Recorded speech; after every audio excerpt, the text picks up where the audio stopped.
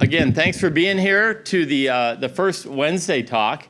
And for those of you that know how to operate a calendar, you may not know how that worked. But of course, last Wednesday with the holiday and everything, we moved it forward and came up with the next weekday that we could find. And that was Monday. Once again, I'm Charlie Vogelheim, former member but very active with the Mill Valley Historical Society. It's my pleasure to introduce tonight's speaker. And tonight's speaker, it really is a pleasure because it's almost like we could talk more about him than any topic that we would come up with to a certain extent, right? So it's so nice to see the familiar faces because you know this guy and he probably owes you money. So if you do, the line will form later on. Dick Spotswood, San Francisco, California is where he was born. He's a politician, a writer for the Marin Independent Journal, as you know, a columnist. He's a native. He went to USF. And that's who we beat from Gonzaga every year in basketball. He went to the School of Law there also, personal injury attorney, former Mill Valley Council member, and three-time mayor of our fair city. So once again, yes, so much that you love about this town is specifically because of things that he did. The reason he's speaking here tonight is because of the 10 years that he spent as the director of the Golden Gate Bridge Highway and Transportation District, representing Marin's 11 towns here. In government, his specialty is transportation. Not only in government, but also he is the former president of the Mill Valley Rotary Club. He was in the Mountain Play Association, Marin Forum, College of Marin Foundation. Of course, we spent some time together on the board here of the Mill Valley Historical Society. In the political spectrum, and why not talk politics, because it's out there, he has been described, or he actually is an adamant, quote-unquote, militant centrist. So you can take that for what it means. He's married to Joanne, 51st wedding anniversary recently, married in 1973, has two wonderful children that are active in media and et cetera. Ladies and gentlemen, please welcome Mr. Dick Spotswood to talk about something. It's really a pleasure to be here. I was when I first got involved in transit issues, trains are a better way to describe it. The first two trips I took, one of which I just went through on a train, was my father took me on a ride on the San Francisco ferry boat to the Oakland Mall, and then we went to Crockett. You know where Crockett is? Contra Coast C&H sugar plant. I don't know if it's still running, but I can tell you that 2 days ago it was still there. The other trip was a big one. It was to South San Francisco from San Francisco on the commuter train. That's probably 5 or 6. But the real big one was when I was in probably 1952. My father was in the United States Navy, coming in from the South Pacific in San Diego. And we were going to get off the boat there. He was going to get off the boat, have a day or two leave, or Liberty, I think they call it, and, Mr. Moe. And in fact, we took the train down, the Lark. I should have worn my Lark shirt. Overnight, changed at Los Angeles Union Station to the Santa Fe, and it stuck in my mind. I can tell you everything that happened on that trip. I won't tonight, but I can tell you everything that happened on that trip. It's just one of those things that forms in your mind. And so it developed a lifelong interest in this stuff, and I somehow found myself as a director of the Golden Gate Bridge, which, as you know, runs the buses and ferry systems as well as the bridge here in Vancouver. Knows that. It runs in Marin and Sonoma counties. The truth of the matter is that most of the directors weren't there because they knew anything or cared anything about transit. It was considered a plum political appointment. And I represented the 11 cities of Marin County. They had, by law, one council member they were entitled to elect, and I got the job for 10 years. So it was a very interesting experience, and it opened me, as a person who was interested, to go into the archives. In fact, in preparing this, I had really cooperation from two people I want to credit. Dennis Mulligan, who is currently the general manager of the Golden Gate Bridge Highway and Transportation District, who, in my opinion, is one of the better public appointed officials today in the Bay Area, and the Kent room at the Marin Library in San Rafael, which has extremely cooperative staff if you're doing any research. I mean, to the point of, oh my God, these guys are really terrific. So I just hats off to the board. And I spent this morning, I'm now on the Marin History Museum board, which is, as you know, the Boyd Gatehouse, but we want to, as we're telling everybody, we're a lot more than the Boyd Gatehouse. So that you'll be hearing more about that. Well, the question is, why BART never came to Marin, and there's a myth. And I tried in a column one time to expose this, but I'll give you more detail tonight probably than you need to know, because transit people do that. We tend to get into the weeds, so please excuse me if I get into too many of the weeds. We've got to save some time from questions. The myth is, and you'll read people say this all the time or hear it all the time, BART didn't come to Marin because of these none of my backyard guys who didn't want any development in Marin County, and they didn't like the people who could come in. You could call it racism, you could call it just not wanting change and all that stuff. That's not true. That's not history. That's not how it happened. Because we're putting today's thinking in what people were thinking in 1962, the 1950s, even the 1970s. That wasn't where they were coming from. The people of Marin County felt that they were growing and that they needed additional means to get to San Francisco. Now, I always used to, well, in recent years it's now true, but even in the 80s I was calling it the old commute. The old commute, especially from Mill Valley, was people who commuted to the city to work. I mean, it was just what we did. I did it. I moved to Mill Valley. Next day I get on the number 4 and I head down to the financial district where my law office was. And I did that until the early 2000s. When I practiced law from my home in San Francisco, since technology improved. You didn't have to do that even for my business, and I had courtesy relations with other firms so I could meet clients in San Francisco and San Mateo County. But the tradition was we commuted to San Francisco. That's why there's a depot downtown with the Northwestern Pacific Railroad logos on it. Those people were going from the steps and paths of Mill Valley and the streets to San Francisco to work. That had gone on since the first ferry boat started running in 1852. It's not much of an operation, but that was the first boat to declare that they were carrying passengers from our shore to their shore. And it continued. It continued with bigger and bigger and faster ferry boats, and it continued with electric trains that connected Mill Valley, the Ross Valley, San Rafael, up and down central and southern Marin County to the ferry terminal at Sausalito. There was also a ferry terminal at Larkspur, as you know. Larkspur, at Tiburon. And that was not the primary ferry service after a while. That's where the freight ferry boats came in. I actually had the privilege of riding on a Western Pacific ferry boat when I was a kid into that ferry dock. That was to bring freight cars when the railroad still held freight trains. But most of the passenger boats came into Sausalito, and that was our tradition and what people thought of as Marin County life to a great extent up through the 1930s when the miracle, they said it couldn't be done, bridge was built. The Golden Gate Bridge opens in 1937, and Marin County changes a great deal. We were, up till then, considered a cow county, kind of like we might call, I don't know, Mendocino County or Humboldt County, a cow county. We were a cow county.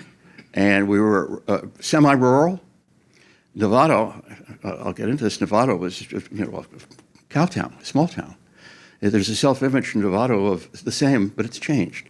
And we've all changed. And so if you have that old impression that Marinites didn't want to have growth, that wasn't the 1950s and 1960s. Those were the days when Chamber of Commerce's wanted to build and attract more development and get people here. They're one of the biggest boosters. All the records show constantly, consistent booster of having BART come to Marin was the Marin Independent Journal, the business community, and lots of commuters that didn't want to wait in the traffic. They wanted an alternative. Unfortunately, in the 60s, 50s, 60s, and 70s in the United States, there became a perception, mainly due to underinvestment, that transit lines, streetcars mostly around America, electric trains, we call interurbans, were old-fashioned, and they had to be gotten rid of. That's kind of the whole method to get rid of the cable cars in San Francisco. They're old-fashioned. We need to show the world that in 1950 San Francisco is modern and up-to-date, right here. Well, that took place all over the place, and there was that mentality. When I was on the bridge board, there were still some old-timers that looked at transit that way. It was kind of hard to believe. I was in my 30s, and they were saying, ferries, transit, buses, people aren't going to do this. Cars is the way. We've got to build a second deck. Now, you guys who've been here for a while can remember there was certainly up to the 80s, maybe early 90s, a drumbeat to build a second deck on the Golden Gate Bridge. because of the traffic. But there wasn't any saying that those days, oh, well, there'll be lots and lots of new development. We just wanted to get to San Francisco faster. It's one of the problems, by the way, of thinking, presuming nothing changes. We presumed then, when you look at the numbers and the actions I'll tell you about, that nothing changes. But things change in life. Our habits change. Our patterns of living change. You don't want to own a downtown San Francisco office building today, but you did 10 years ago. Things change. Well, with transit, they became in the 1950s a movement to create a Bay Area rapid transit district, and they meant Bay Area, 5 counties. Today, BART consists of 3 counties, Contra Costa, San Francisco, and Alameda. But in the 1950s, BART was a 5-county district, including those 3, plus San Mateo County and Marin County. Marin was in the district. There were plans, thanks to the History Museum, if anybody wants to see them. After, I can show you the exact routing, elevations, and all that stuff in my handout here. Take along. I'm not a great person for PowerPoints, to put it mildly. But I do know how to make copies. But it's there. The first plans show the trains going all the way to Ignacio. That died very quickly in the plans because they realized they were going to build a civic center by this guy named Wright. That was controversial, near Santa Venetia. So all of a sudden, Ignacio appears from the maps, and all of a sudden, Santa Venetia, near new civic center. Change. And that became the termination and a promise that someday, that's the exact words, we're going on to Ignacio. Well, nobody mentioned Novato. It wasn't in any of the papers. It was too small a place. Think about that. Second biggest town in Marin County today.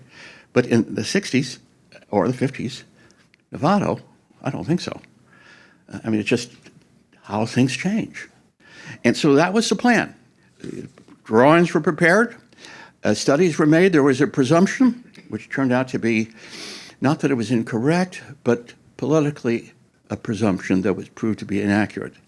The presumption was that the Golden Gate Bridge could handle trains. That was the presumptions. There were a number of studies, 3 of them, at least 3 of them.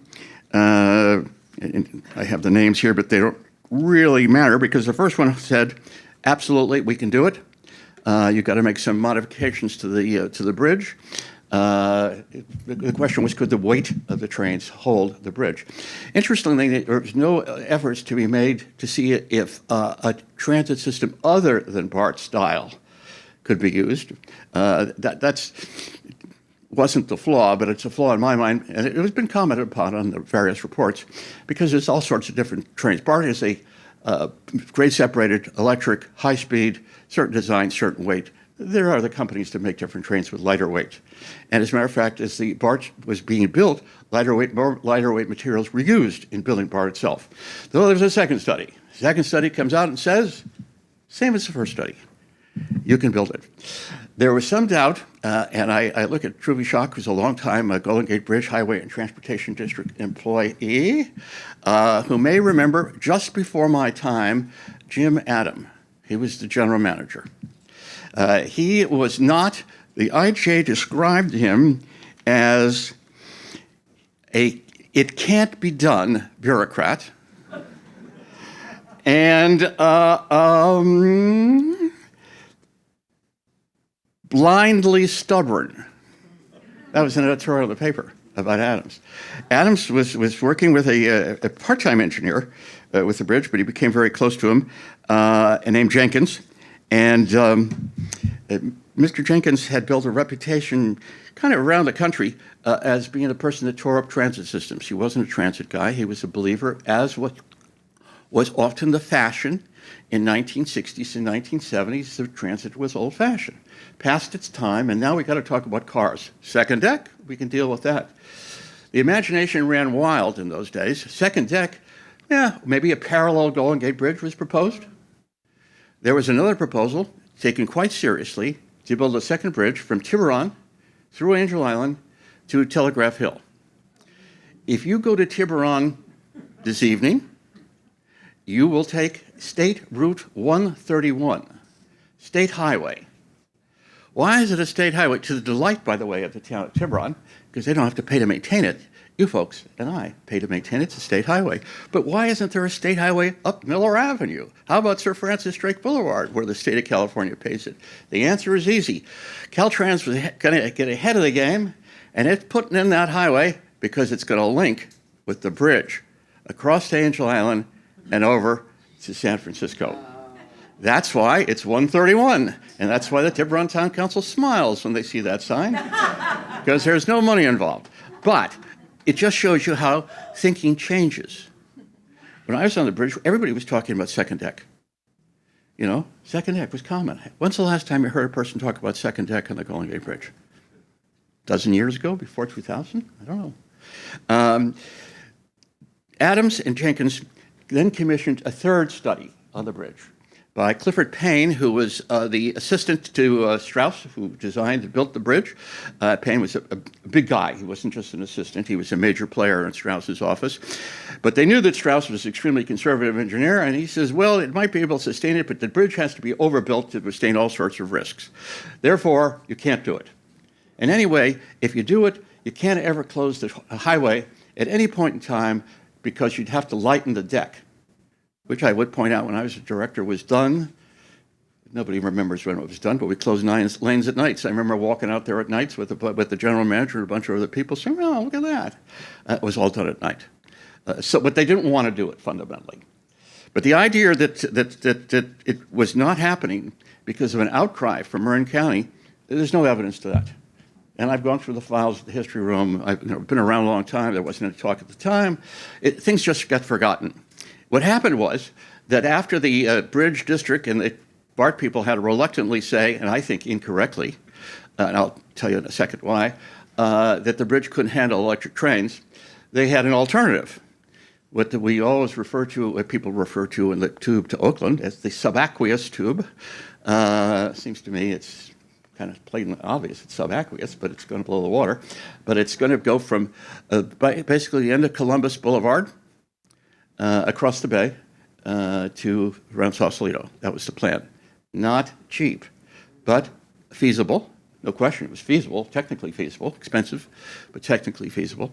Then came the problem, the big problem. The county of San Mateo decided that it didn't want to get involved in pledging its tax dollars, and putting up money for a 5-county system. The people in San Mateo County, and my in-laws come from San Mateo County, and regularly took the Southern Pacific commuter train from Burlingame to San Francisco. And at that time, the SP was paying the freight, so to speak, and they liked it. It was a good system. I wrote it many times. Why not just keep that? Now, they didn't get into the time when Caltrans would have to take it over because the SP didn't want the business anymore, but that was in the future. They didn't know that. So San Mateo County voted to depart the once 5-county BART district.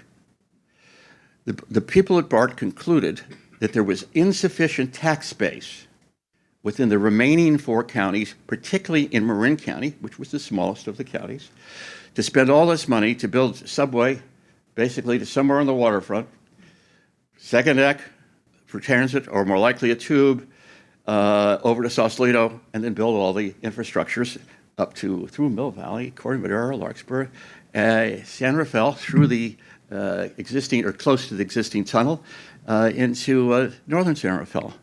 And so they said to Marin County, thanks, but no thanks, you're out. The Board of Supervisors of Marin County and the Independent Journal reacted highly negatively to this jettisoning them of what they saw was a better future for the county. And they objected, and the business community objected, and there was all sorts of moaning and groaning to no avail. They're out. And a BART to Marin.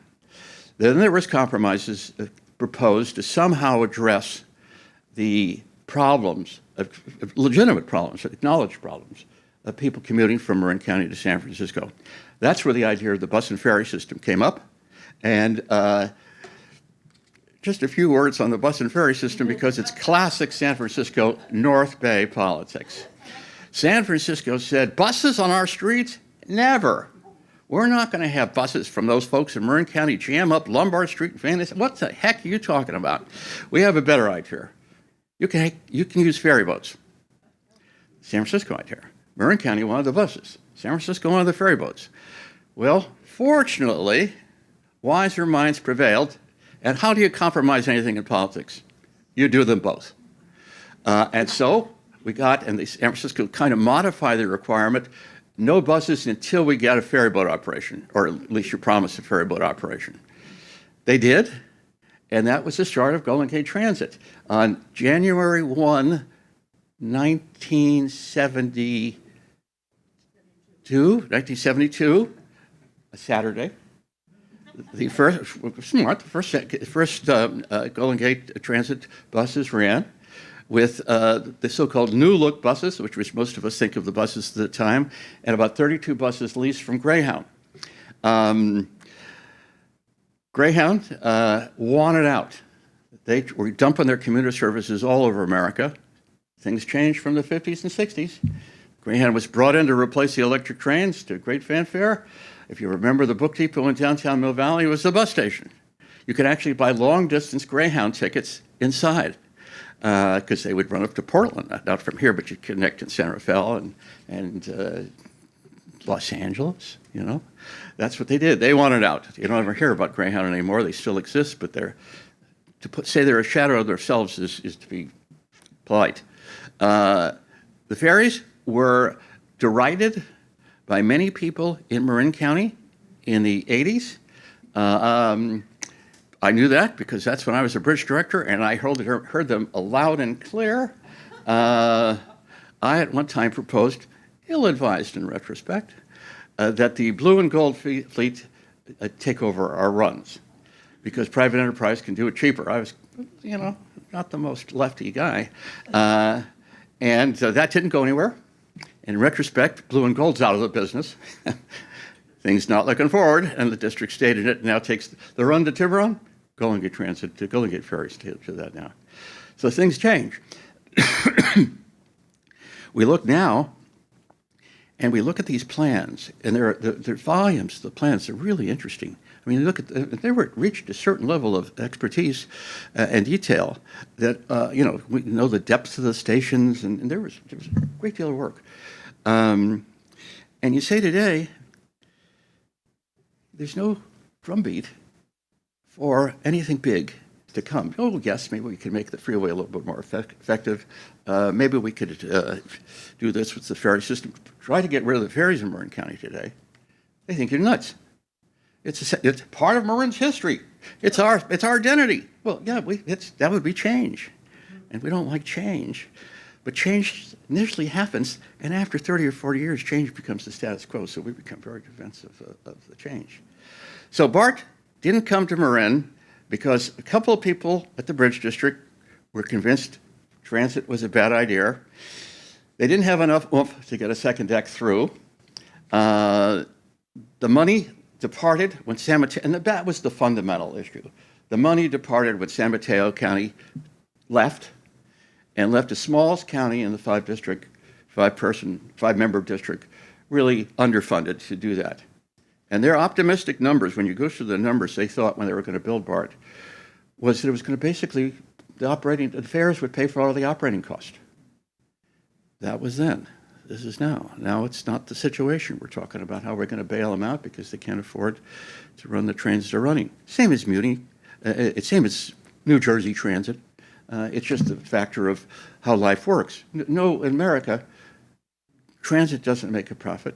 In Canada, it doesn't. Japan, it doesn't. New York, it doesn't make a profit. It's like the highways. It has to be subsidized to a certain extent. The question is how much? How efficient can you get? You have to get efficient. You can't just throw the stuff away. But that's why BART did not come to Marin. San Mateo County wanted out. Some people said you can't. There was a dispute about whether you could build it on the bridge. Oh, I should have added, when I was on the bridge, we commissioned a study from T.Y. Lin International, which was regarded as a very well-regarded international engineering firm. And T.Y. Lin concluded that with reasonable modifications, you could put it across. So that kind of, as far as everybody was concerned, since the drum beats weren't drum beating as loudly, that's actually where it stands technically. You could do it. You have to come up with the money.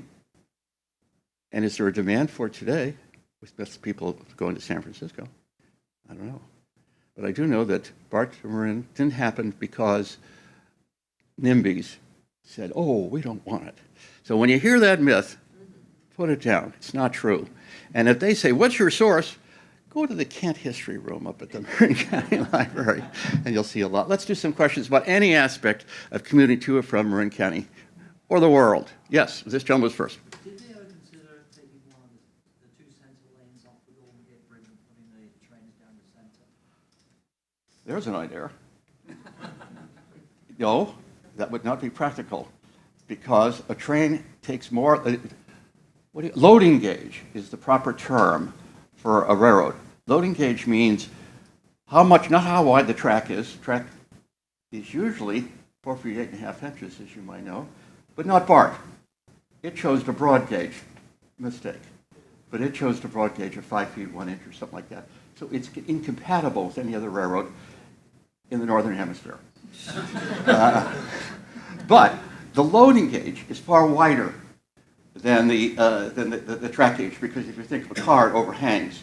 So even if the engineering aspects were there, you would have the same phenomena that we have on the Richmond-San Rafael Bridge. If you're familiar with that, there would be no wiggle room for if anything goes wrong. That's another topic. But if you read my column next Sunday, you'll be learning more about it. Yes, sir. Oh, let's just. Yes. Do you have any thoughts on the SMART train? Yes. How did it come about, and what are your thoughts? First of all, the theory of the SMART train.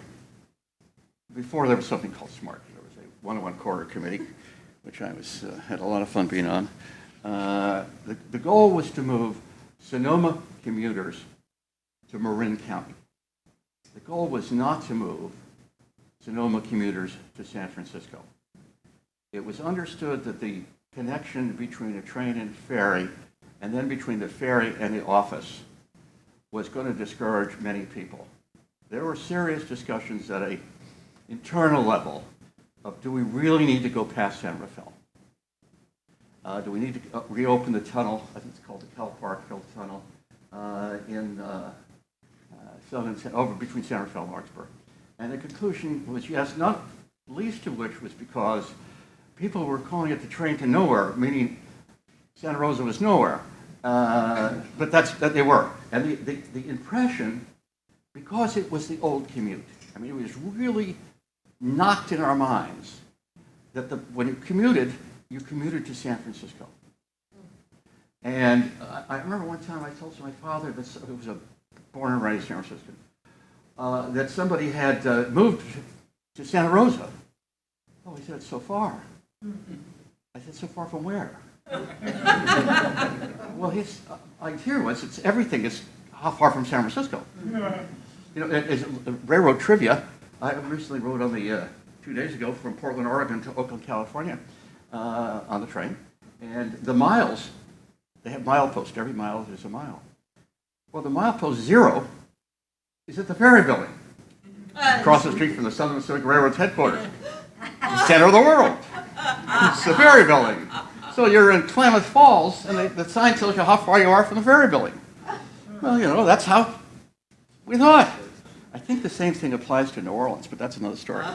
BART, SMART is the question. I've now evaded the question brilliantly, and I will now answer the question. SMART's goal, I've talked to Eddie Cummins, who's the new general manager of SMART, and I've written this. What SMART has to show the public of Sonoma and Marin counties to renew its sales tax, because it will not continue without the sales tax. It has to show that the numbers promised, projected in the original reports, the EIR reports and the various reports on what the ridership would be. It has to show that it's achieved just about that ridership. And it hasn't done that so far. It's increased, it's gotten better, but that's not what I'm asking for. I'm asking that it achieve the numbers promised. I'm always worried about something called the sunk cost phenomena, which tells you that you don't do things because you sunk so much cost in it. Well, you've all made bad investments. I have. And sometimes you just have to pull out the investment. Now, it's very difficult, and if it's the last thing you want to do, and if there are alternatives, you might want to pursue them because that's just a cost-benefit ratio that's higher than doing dumping it. I don't want to say too hard. I think Cummins is making real progress. He's an operator. The prior general manager, Farhad Mansourian, was a construction person. Farhad was a first-rate civil engineer, project manager. First rate. But he wasn't an operator. Cummins came from Salt Lake City. He has one of the things I like. He was in I think the Air Force, many, many years, and he was a senior maintenance guy, but he was an enlisted man. He was a senior enlisted man. Well, if anybody's ever been in the military, you know who runs the place. The senior enlisted man. And so I kind of gave you a positive view of Eddie Cummins. So I'm hopeful, which is different than optimistic. Is it also the wide gauge? And hear that. Is the smart also the wide gauge, or is it with the normal gauge? Oh, the normal gauge. Everything. You know, I mean, you want to go to Minnesota, the train to Key West, which got knocked over in the hurricane, standard gauge. Colorado had an exception, but they're all gone. Yes, sir. I've read of the history of certain railroad lines, like in Southern California, other parts of the nation, where in their formulation years, the automotive and oil industry bought into their tracks and took them over and destroyed them. Did any of that conspiracy occur in Marin? Yes, but I want to get his first name so I sound like I know what I'm talking about. I mentioned Jenkins, who was the consulting engineer at the time, when Jim Adams was the general manager of the Bridge District. Jenkins was part of the operation to destroy the Pacific Electric system in Los Angeles. He involved in multiple. He had been previously in his youth in the streetcar industry, and he converted to not so much to a bus guy. Bus was a stopgap measure, an excuse, to a car guy. So the answer is yes. Over here. I've lived here 25 years, and I've always thought of how easy it is to get into the city by car, right? There really, even during rush hour, there's not that many traffic jams compared to other cities that have bridges. So what sort of prompted was it ever worse? Yes. In the last 25 years? Yes. Yes. Is that what prompted the second decade? Yes. Yes. Yes. Yes. Yes. I commuted in those days. So tell me when it was worse. The 70s, 80s, and Before they changed the lane? yes, but not just that wasn't the reason. The toll plaza, the electronic toll plaza, electronic tolling was a great aid. All sorts of relatively small things. The Golden Gate Transit buses and ferries took cars off the road. It worked. The theory worked to the extent that what we used to go nuts about. I mean, I was on the district from 80 to 92, and believe me, they were not happy campers. It was a long slog to get to San Francisco. I had always taken the bus when I was before I got on the bridge board. And then the trouble was the board met at 10 o'clock in the morning. I had to work. So I would go in early, and I'd take the bus in, except on board meeting days. And they met twice a week. Committee was meet. And so on those days, I'd get in my car, zoom to the city, zoom to the toll plaza, back to the office. I had 2 round trips. But I did not want to be a bus district, a transit director, didn't ride the bus. And so the other days I did. It was, frankly, a relief to take the bus. Because I can read on the bus. And I don't know if you were supposed to bring a cup of coffee on the bus, but I brought a cup of coffee on the bus. So I thought it was quite, to me, taking the bus, and it was almost always a seat. I would ask, as a director, what's our count on seats? Marin County, those buses that that Golden Gate runs were considered oddballs in the transit industry because they were designed for this market. This market was going to demand comfortable seats, no standees if possible, because you weren't going to get people on it. And that meant the demographic of the bus passenger changed. The idea in a lot of places is, oh, the poor folks are riding the bus, and the rich guys or whatever they are riding the car. I used to get a car, I forget his first name, but he lived in Mill Valley. He was a United States District Court judge. Dick, he said, it's Judge, maybe Schwarzer. Dick, it's Judge Schwarzer. Oh, Judge. Straight, I'm a lawyer, yes. That transfer on Lombard from the Ford to the Civic Center bus. Is there anything you can do about, here's a federal judge worried about the transfer on the bus. That's terrific. Think about that. It's a great thing. Because the service was designed for you and me. And that was a success. There was a director who we remember named H. Donald White. He never really told me what the H stood for, despite my pestering him. It was a wonderful operator. He used to say, I was raised in the private sector bus business, and we're going to run this like a private sector bus, meaning no screwing around. And that's one of the reasons for success. He refused initially to put advertising on the bus. He says, it degrades your product. It does. After a while, dollars and cents took over, but I think that may have to be after Don left. But there was no advertising on the buses or the ferries. Yes, sir. If you look at the car and bus and ferry commute traffic now compared to before COVID, how does it look, and what does the future look like for those? It's down on all three modes. Golden Gate's been pretty good. There was I ran the numbers in the column. There was like 18 number 4s out of Mill Valley. I think it's now the numbering system has changed. It's called 104. But from my old memory, there was 4s. And I think we have 8 or so on the run now. That was what every transit district should have done. A couple of district directors lost their seats because of this. Because the labor union guys up in the chairman of the finance committee, Brian Sobel, was dumped by the Sonoma Board of Supervisors because the labor guys came up to him and said, supervisors, Sobel's doing what the general manager wants to do. We don't want to do that. And so he was knocked out, and he was a terrific guy. They tried that in Marin County, but labor doesn't have the clout in Marin County that it does in Sonoma County. Sonoma County labor's got a big clout. Marin, that's not what it is in Sonoma. They tried to dump Patty Garbarino. Fat chance. That didn't go anywhere. So they've been pretty prudent on that. The numbers are down on both ferry, bus, and bridge crossings. The bridge crossings are down. How are you subsidizing the bus and ferries? Bridge crossings. Less money from the bridge crossings. So it's all connected. But yes, the numbers are down because things have changed. And that's the kind of change all over the country that people have not find difficult to accept. There's a dream it'll all come back to the way it was. And historically, after pandemics and big things change, that doesn't happen. I have to tell you, when I was in Seattle earlier in the week, what's today, Monday, Thursday, and Friday of last week for the 4th of July, boy, Seattle's business occupancy is only 15, unoccupied offices are 15% compared to San Francisco's 35, 36%. And I may have missed them, but I didn't see a lot of homeless guys. Actually, I didn't see any. Seattle's looking really good, I just got to tell you. And they have a bus subway, by the way. Interesting. Yes, sir. Oh, yes. Given what you just said, and if you were the czar of transportation, what would be the right strategy for the next 10 years?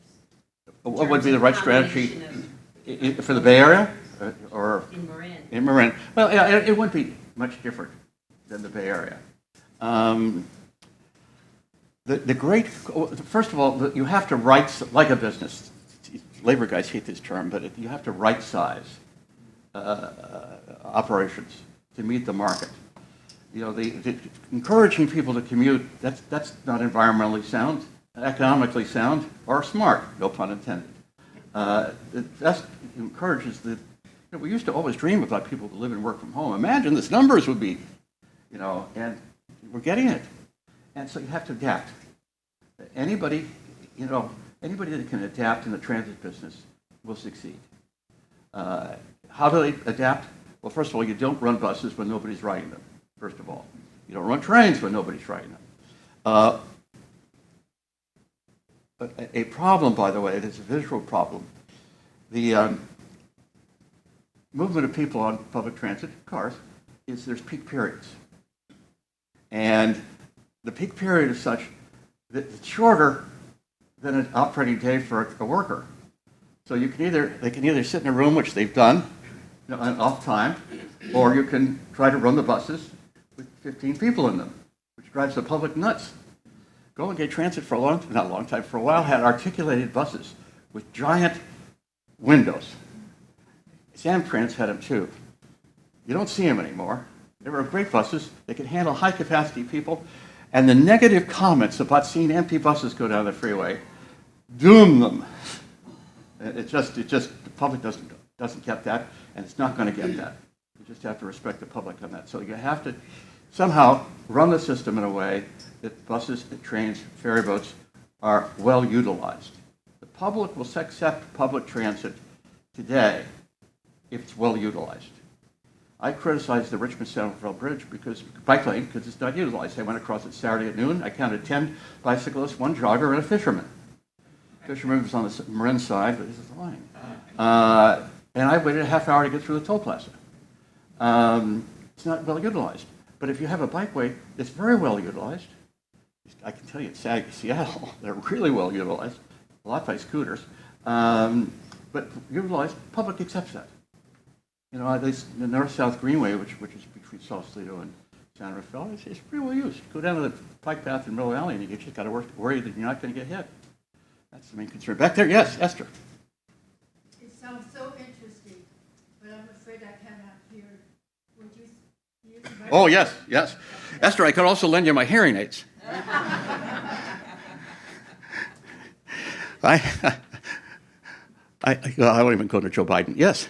So what are your thoughts on driverless cars? Oh, for them. I just... But they're the answer to your question. Yeah, the other day, first of all, there was a story in the paper that says Waymo, you can have a Waymo app. You used to have a whole problem to get a Waymo app. Well, I said, how do you do that? So I want to ride one. I have not ridden one. I want to ride one. But let me just give you a couple examples of why I think driverless vehicles, not necessarily cars, essentially vehicles, will have a real role in aspects of mobility. I was 3 weeks ago at the opening of the shuttle between the Smart Station in Lawrenceburg and the ferry terminal. There's a van that goes between the two. There's another one that goes between, yes, thank you very much. There was another one that goes between Santa Rosa Airport and the Santa Rosa Airport Smart Station. That could easily, probably within 2 or 3 years, be replaced by a autonomous van. So I asked Eddie Cummins, the general manager, oh yeah, he says, the only question is how many years? It's coming. The University of Santa Clara has, in Silicon Valley, has a inter-campus autonomous vehicle. One of my goals, if I can find a full day to do this, is to go out to Treasure Island. I haven't been to TI in years, but I know what's happening out there. And I would very much like to ride the ferry boat to Treasure Island and then take the shuttles around Treasure Island for lunch, just for the heck of it, and see what's happening. Treasure Island is a marvelous place for autonomous vehicles because it's a controlled environment. Are we ready for autonomous vehicles coming out down 101? Not in 2024, 2026, maybe. 2027, I asked a fellow who was an officer in the Amalgamated Transport Workers Union, did they acknowledge that autonomous buses were coming?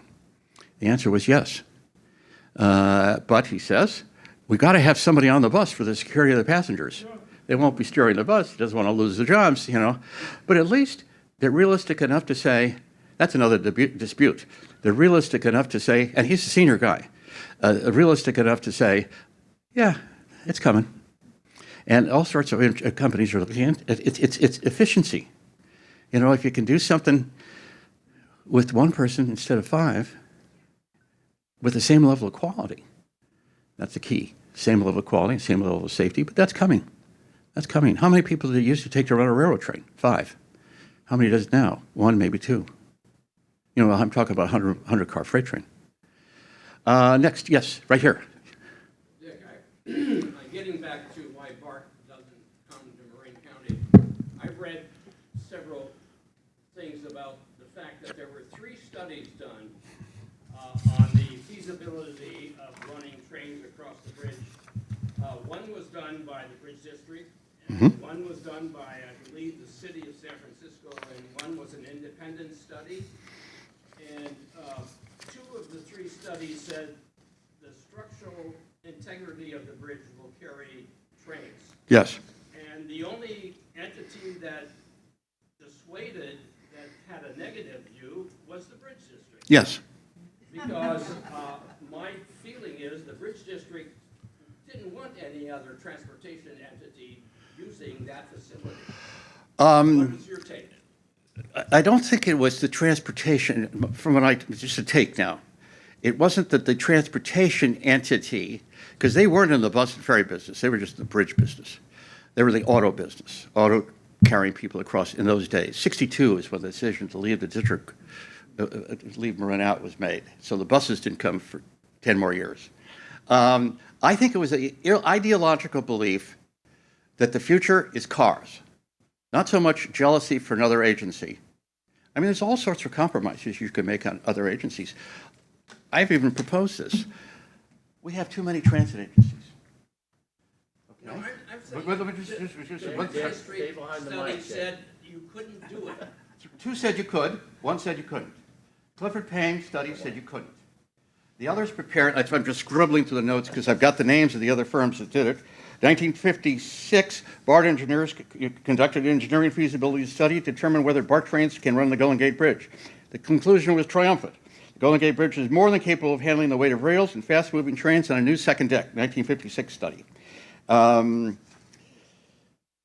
There's another one that took place after that, which had the same conclusion, that you could do it.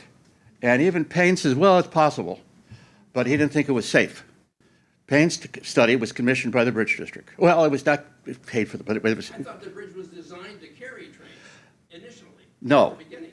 that was initially, there was a conception that streetcars could cross the bridge, streetcars, because that's what you do in 1937. It never got past the discussion stage. Period. But it was discussed, but it wasn't put in there. There was no serious drawings of how you could do it. No serious engineering. And streetcars, the problem with streetcars is how to get the damn things down to Sausalito. I mean, the streetcar is different than a BART train, and they do the engineering, which I have right here on the smart train, not BART, BART train, smart train, BART train. Yeah, BART shows how they were going to do it with BART. Pretty expensive stuff, but it wasn't going through the Waldo grade. It was going on the side. Start back there. But we have 2 right back here in front of each other. The gentleman in the rear, then the guy with the gray hair first before the black hair. Since the Bridge District and the BART Board of Directors are obviously different entities, Yeah. there was a change made on the BART side to effectively boot Marin County out. Yeah. How was that related to the decision of the Bridge District to inaugurate bus and ferry service sort of in lieu of the BART, the absence of BART? Right. BART pulls out in 62. BART pulls out of Marin in 62. Okay. The commotion of commuters in the Marin County was that the bridge was too crowded in those days. Traffic was bad. They were backed up in the toll plaza. You'd swear in the car. So there was still pressure on various agencies, including the Bridge District, to do something. The politics of it is that a director named Steve Lenardikis was very much in favor of ferry water transit. He also called it water transit. And the district was then trying to decide should it get into transit. Lenardikis was blessed by the fact that the law firm he was with was called McCarthy, Ferran, and Lenardikis, or that order. Leo McCarthy was Speaker of the Assembly. John Francis Ferran was a prominent state senator from San Francisco, and there was Steve Lenodikis, who owned the bus service between the San Francisco airport and downtown, among other things. And so Lenodikis asked, he didn't have to lean on him, asked his close friends, Leo McCarthy and John Ferran, to change the name to the Golden Gate Bridge Highway and Transportation District and authorize the agency to get involved in the transit business. Then the scuffle became, all right, we ought to do something, but San Francisco said, as I said before, ferry boats, because they didn't want more buses on the streets, as simple as that. Marin didn't think people would take ferry boats, they thought buses would work. It was just 10 years after they gave up on the idea of, they're still talking about second deck, but they gave up on the idea by then of BARTs going to Marin. That just, when it went away, it didn't come back. This gentleman here. I was wondering, were there initial plans for above or below ground stations in Marin? And Yes. was that in the... Yes. We might as well start somewhere. Here are the drawings. So share around. I got the smartphone. Yes, there was somebody right in front of that. Yes, the lady over there. Has there ever been, or are there plans to have any serious discussion about bicycles? Every other city in the world is developing their bicycle lanes, Oh, bicycle lanes. and it seems that you still can't even open the tunnel from here to Cordillera, for goodness sake. It's like, is there any On the bridge? infrastructure plan to have a bicycle system that works around the county, around all of the Bay Area? Well, there is an attempt to study that for the last 5 years on the Richmond-San Rafael Bridge. And there are still 30,000 motorists and a couple of hundred cyclists today after a 4-year test. I was, frankly, this is a preview of what I'm going to say Sunday. I was for a compromise. Steve Heminger was the executive director of the Metropolitan Transportation Commission that put that plan together. He's a member of my lunch club now. He's retired, and he said to me recently, "You think that was a mistake?" Well, Steve, there was a compromise, and I was involved in this compromise because I suggested it to David Conley, but I decided it'd be better we call it the Conley Compromise. He liked that, which is that the bicycle lane be moved in the rush. It's a movable lane. It's virtually, but not exactly, duplicate of the lane on the Golden Gate Bridge, the bicycle lane. You know how that works. And then it'd be open for bicycle. You could move it during off non-peak hours or weekends. 2 days ago, I read in the paper, our paper, that the Toll Bridge Authority, which is synonymous with MTC, has said, yes, we're going to move the bicycle lane, but we're not going to allow traffic in it. This is a gift to newspaper columnists. Wonderful. It's so ridiculous. As that's what you like, that's what gets you up in the morning. And I very much like Stephanie Moulton Peters. I've known her for many years, former Mill Valley mayor, currently member of the Board of Supervisors, currently a Metropolitan Transportation Commission director. And she says, I hope people don't get the idea they're going to be able to drive in that lane. I hate to reprint that on Sunday, but I will, because it's just, yeah. And so I'm kind of going to say, let's forget the compromise. Just take the damn thing out. But you have to spend $1 to read that, or read it online. Yes? So we keep building things around the smart train with the idea that you've only got a few more years left until the sales tax ends. Are we going to put so much money into this that we have no choice but to renew the sales tax? In my opinion, the right thing to do is, there was some talk, well, the sales tax is going to go in 2026.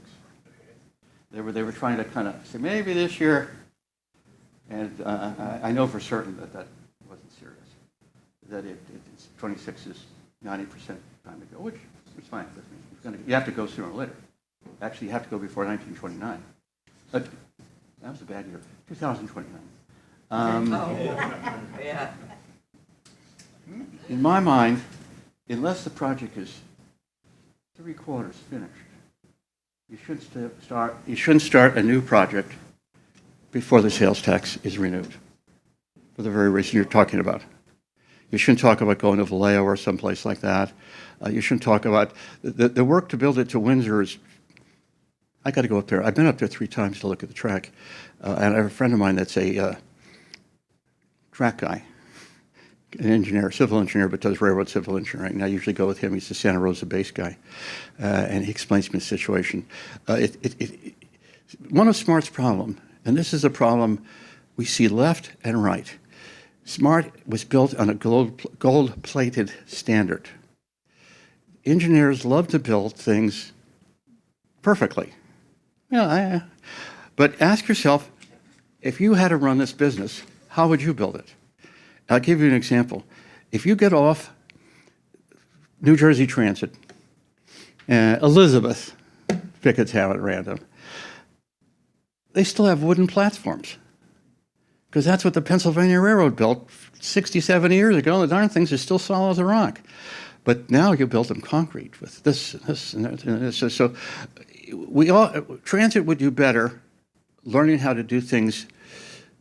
The I think I can method. The I think I can method is I think I can. I can just do it. I can just get it through. Not, I got all the money in the world. What's the textbook say? There are usually multiple ways to do things. And, I'll give you an example. Cloverdale, poor folks in Cloverdale, they have a beautiful little station up there. It was built when the freeway was moved 30 years ago, but there's no trains there. And they're a weak economy in Sonoma County. It's a small town. It doesn't justify building a smart train to it, in my opinion. But that doesn't mean you couldn't have a tourist operation or a not high-speed operation, basically aimed at the tourist market. I stopped at a couple of wineries up there on a project, a railroad project. I'm working on a book on depots. And the guys were saying to me, we would desperately love to have some tourism come up from the Bay Area. And if they could come up by train, we could stop them. They come here, the tasting room, nobody has to worry about drinking.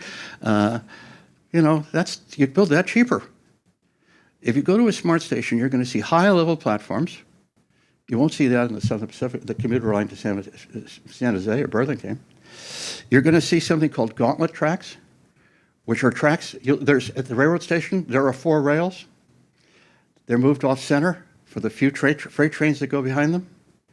Each switch is a couple $100,000. And so the freight business is not living up to expectations. They're not making any money. You might not need it. But they already spent the money. They already put the capital into every station is built. When you go there, just for fun sometime, look down and say, why are there 4 tracks? Those are called gauntlet tracks. Freight trains don't come that close to the platform that way. But there aren't many freight trains. As they say in the trade, mistakes were made. Yes? If the idea of a second deck was brought up today, Yes. I suspect that there'd be a huge uproar that we were destroying the aesthetics of the most beautiful bridge in the world. Was that an issue in 1960? No. No. No.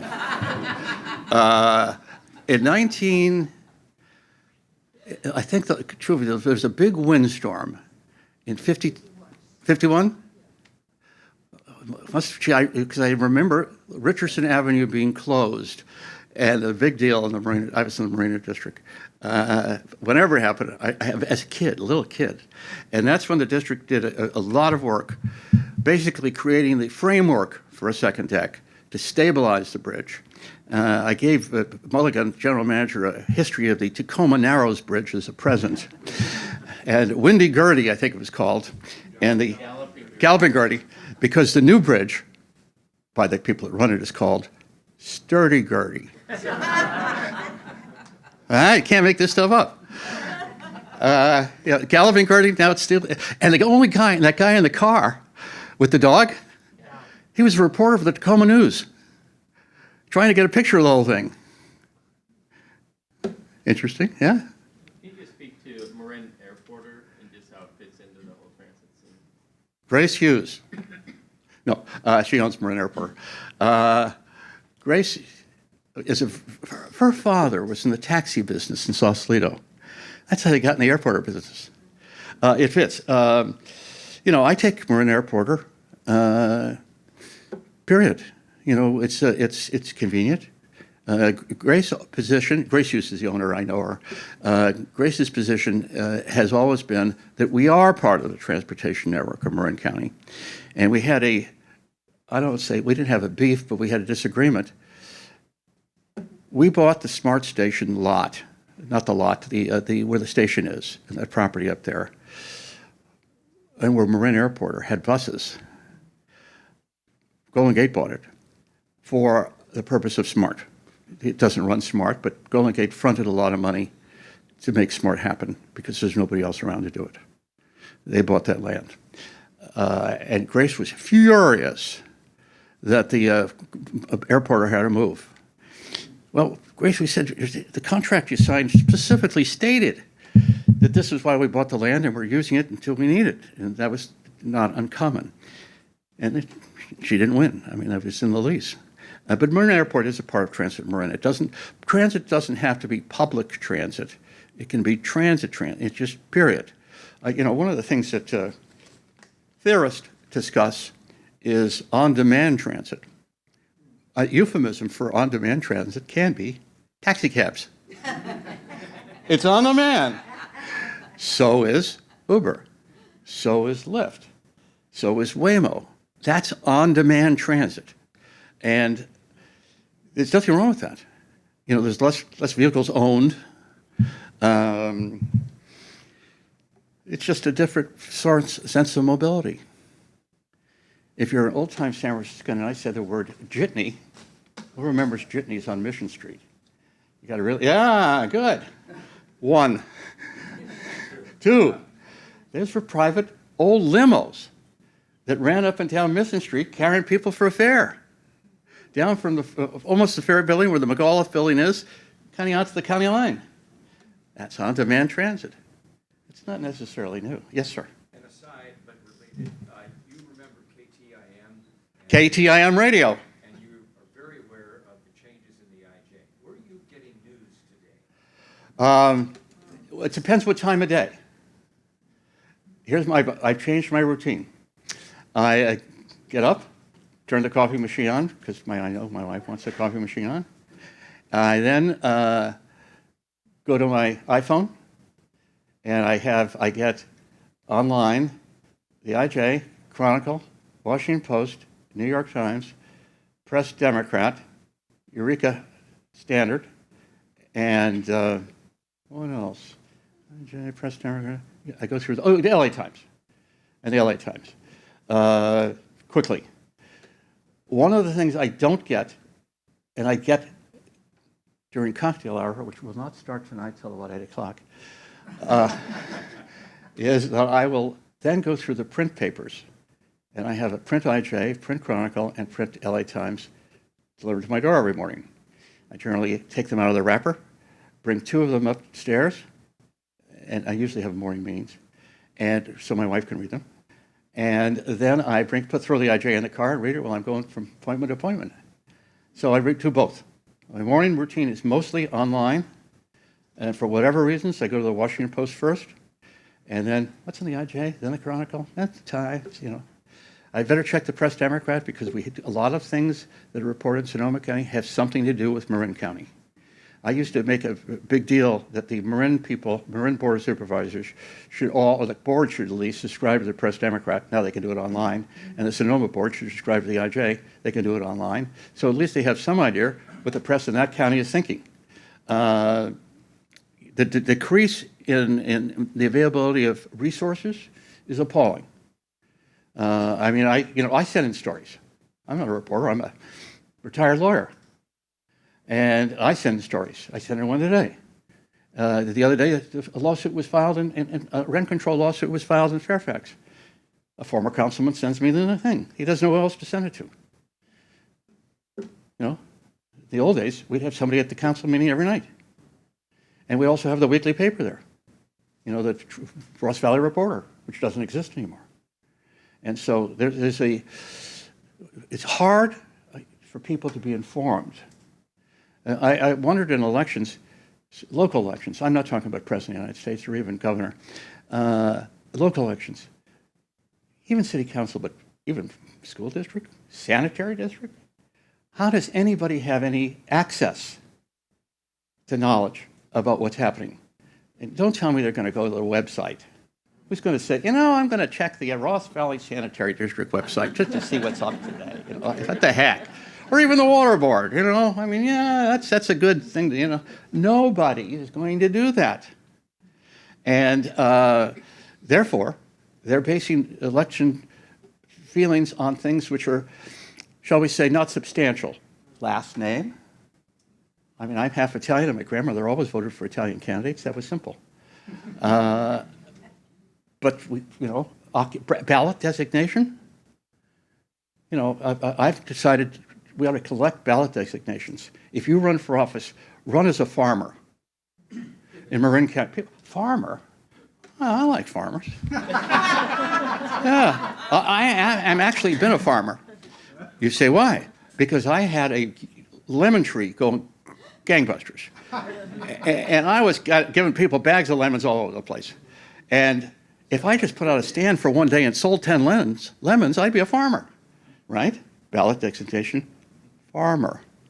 Parent, farmer, American. Who could not vote for this person? But that's a problem. We have all these offices. We have a multiplicity of offices with no reasonable needs for the unengaged. Most of us are unengaged. Until recently, I could never name anybody in the high school districts. Tampa Junior High School District, until there was some controversy. When I was on city council, I had no idea who was on that. I knew every supervisor. I knew every councilman in the county. High school district? My district? I had no idea. And so most people don't. I sometimes give a talk to the grand jury, and I give them a test. I say, this is the grand jury. They're being sworn in. And they take classes. They spend a week and a half taking classes. And I'd say, who's here from Novato? Well, there'd be a lot of people. Good. I'm going to ask you a couple of questions.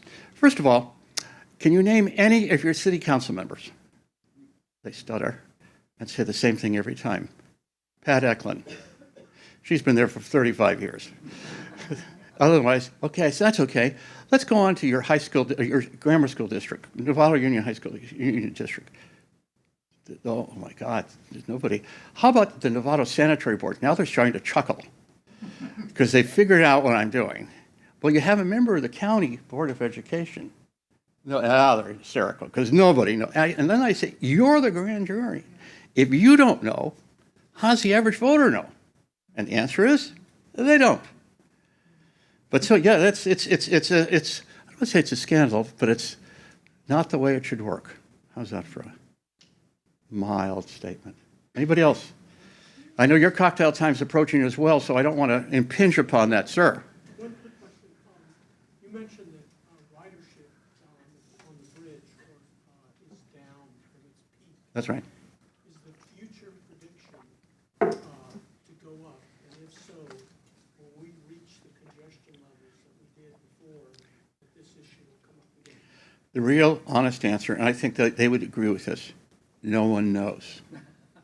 I mean, you can predict, in 2019, would you have predicted San Francisco's office space would be 35% unoccupied?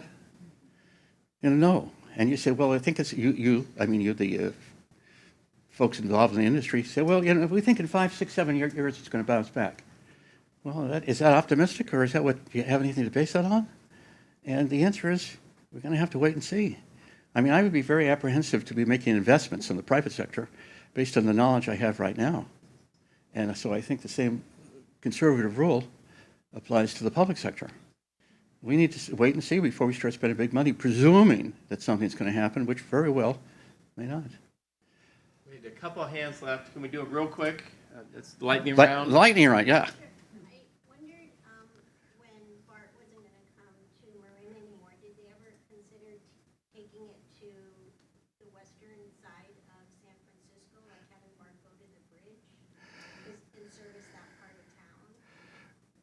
Yes. Well, who's they? I'll give you my hint. There was a writer for the San Francisco Examiner named Dick Nolan. Maybe it was called Bolden so long ago, Dick Nolan. And I was a young guy up and coming, and I ran for BART board. in San Francisco. And I had a proposal that BART go out to Geary Street, bring back the Beeline was the headline of the column. They still have it framed somewhere. I mean, I'm a young guy. I mean, God, Dick Dolan's column. Next thing, Herb Cain. Unfortunately, my opponent when I ran for BART director knew Herb Cain, so that I never got it. One more. All done? Anybody else? So, okay, pick one. Go ahead. Yeah. You talked earlier about Smart Train being designed to bring commuters from Sonoma to Marin. Yes. My vague impression is that most of the commute traffic these days is focused on heading to Richmond and coming in? Interestingly enough, the numbers, I never know what I write. I think it's, if I've written it Wednesday, it may be in today's paper, or tomorrow's paper, actually. Tomorrow's paper, I have numbers on where they're coming from. Yeah. And the largest input inbound to Marin is from Sonoma. Still, there's the numbers from Alameda and Contra Costa. It's like 12,000, 14,000 during peak periods. There's work to office destination studies on this. They're not 100% accurate today because the pandemic screwed up everything, but they're probably proportionately similar. And working class people? Because it seems like our transit is a little bit headed towards the upper middle class. From Sonoma, certainly not Vallejo, certainly not Solano County. That's pure working class guys. Right. Sonoma, it's probably a mix. There's also, if you take the Smart Train just for the heck of it, which I recommend, it's just fun, you're going to see a lot of students. Those are the bicycle students. You're going to see students. You do. Yeah, those are the bike. Those are the guys on the bikes. They can get a free pass. Well, yeah, but it's always been a big bike. Well, who takes the bike on the train? Answer: usually, students. Yeah, that makes sense. But Sonoma is still the greatest input of commuters into Marin County from other areas.